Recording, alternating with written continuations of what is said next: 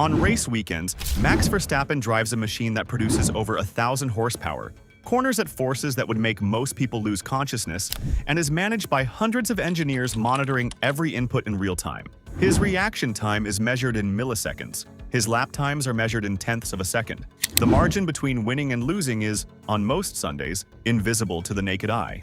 On his days off in Monaco, he drives to the shops in a Fiat Topolino, a tiny blue two-seat electric city car. It goes 0 to 60 in approximately 20 seconds, which in Verstappen's world is essentially geological time. And here is the thing.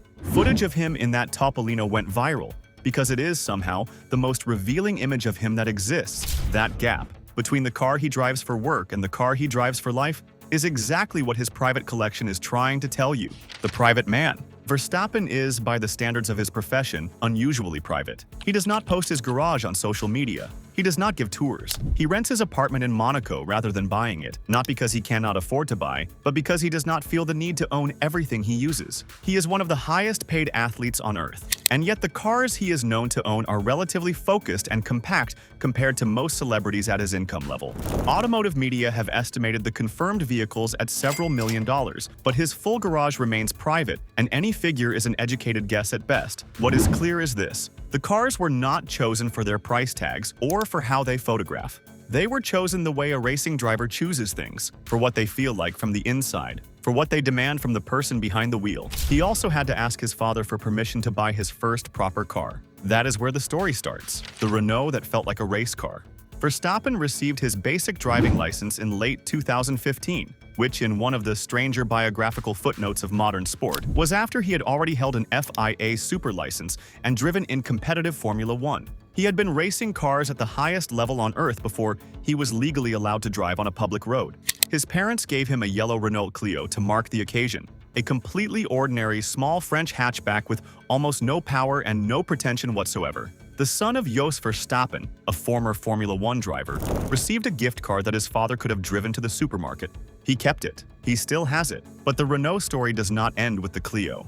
His first major personal purchase, the first car he chose and paid for himself, was a Renault Sport RS01, a carbon fiber GT-class racing car built around the same engine as a Nissan GT-R and designed for track competition. He bought it because, in his own words, it reminded him of a Formula One car.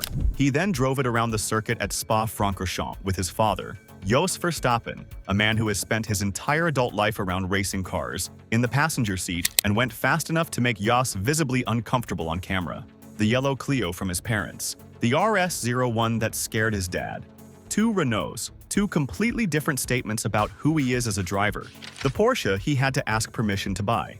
On the 15th of May 2016, Max Verstappen was promoted to the Red Bull Formula One team with less than 2 days' notice and won the Spanish Grand Prix on his debut. He was 18 years old. It remains one of the most startling results in the modern history of the sport. The first thing he did afterwards was call his father and ask if he could buy a Porsche 911 GT3 RS, not as a figure of speech, as an actual question. He asked his father for permission because he was 18 and it felt like the right thing to do. Jos, who has driven racing cars in Formula One, who had been around professional motorsport for 30 years, gave him his blessing. Former Porsche ambassador Mark Webber publicly confirmed the purchase, congratulating Verstappen on his race win and on the new car in the same breath. The GT3 RS is not a comfortable car. It is a road-legal version of Porsche's racing program. Stiff, loud, demanding, requiring constant attention and commitment from the driver. It is not the car you buy to feel wealthy. It is the car you buy because you want to feel the road. Verstappen still owns it. Of all the machines that have passed through his collection since 2016, the silver Porsche he bought with his first major prize money has never left, the Aston Martins. And the man who designed both the car and the champion. During Red Bull's partnership with Aston Martin between 2018 and 2020, Verstappen worked his way through a sequence of Aston Martin road cars. A DB11, finished with orange interior stitching, a private acknowledgement of the Dutch national color that Verstappen carries with him on everything he personalizes. Then a Vantage. Then a DBS Superleggera, which he returned to Aston Martin with just over 1,000 miles on the clock. These were impressive cars. None of them are the point. The point is the Aston Martin Valkyrie, the car that Adrian Newey designed in collaboration with Aston Martin's design chief, Marek Reichman. Powered by a Cosworth V12 engine producing over 1,100 horsepower in hybrid form, described by Aston Martin as the closest road car to a Formula One machine ever produced. Adrian Newey designed the Red Bull cars that carried Verstappen to 4 world championships. The same engineer, the same mind, the same obsession with aerodynamics and weight reduction, and the relationship between mechanical grip and downforce, applied to a car that Verstappen could put in a garage and drive on a Tuesday. He took early prototypes to the track during the development program and was involved in testing the car before it entered production.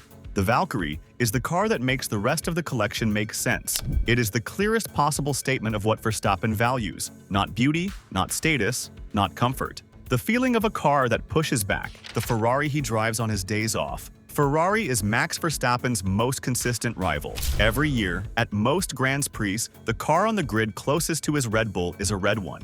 He has beaten them, comprehensively, across 4 consecutive seasons. He also owns a Ferrari Monza SP2, one of only 499 ever produced. The Monza SP2 is Ferrari's most extreme and irrational road car. An open cockpit, 2-seat speedster with no roof, no windscreen, and an 800 horsepower naturally aspirated V12 that Ferrari built as a tribute to their racing heritage of the 1950s. It is not a practical car. It is barely a road car. It is an experience wearing a number plate. Verstappen owns one. He drives the car built by the team he defeats on Sundays as a personal vehicle, apparently without any contradiction bothering him at all. When asked about Ferrari road cars in interviews, he does not pretend the rivalry transfers. He knows what makes a great car. Ferrari makes great cars. That is the kind of distinction that only a driver, rather than a fan or a brand loyalist, can make cleanly. The car that Honda gave him and what it represents.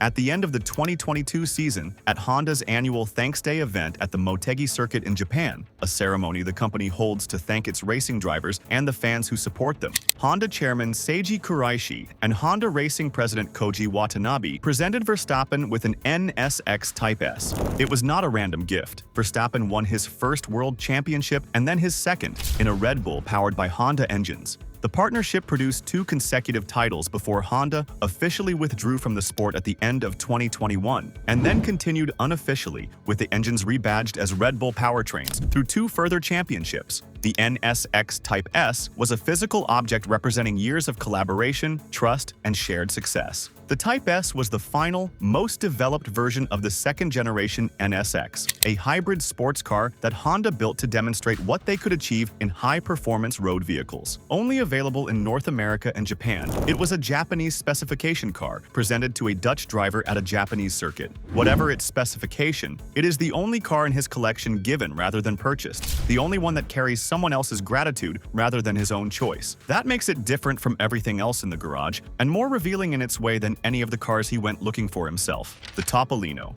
and what it tells you, back to where we started. The Fiat Topolino, small, blue, electric, designed primarily for urban environments where larger cars struggle to fit. Verstappen and his partner Kelly Piquet bought one together for use in Monaco. When footage of him driving it through the Principality's narrow streets appeared online, it spread immediately. Because here is the thing, Monaco is home to some of the most extraordinary private car collections in the world. The streets are full of Ferraris, Lamborghinis, Rolls-Royces driven by people for whom the whole point is visibility. And Max Verstappen, 4-time world champion, one of the highest paid athletes on earth, owner of an Aston Martin Valkyrie and a Ferrari Monza SP2, is moving through those same streets in a Topolino, presumably because it fits in the gaps and gets him where he is going. He has never in any interview described cars as status symbols. He has never talked about what a car signals or represents. He talks about how they feel, how they drive, what they demand from him. And when nothing is being demanded, when the race weekend is over and Monaco on a Tuesday is just Monaco on a Tuesday, he drives the smallest car available. That is not an accident. That is a personality. The greatest driver of his generation does not collect cars to be seen.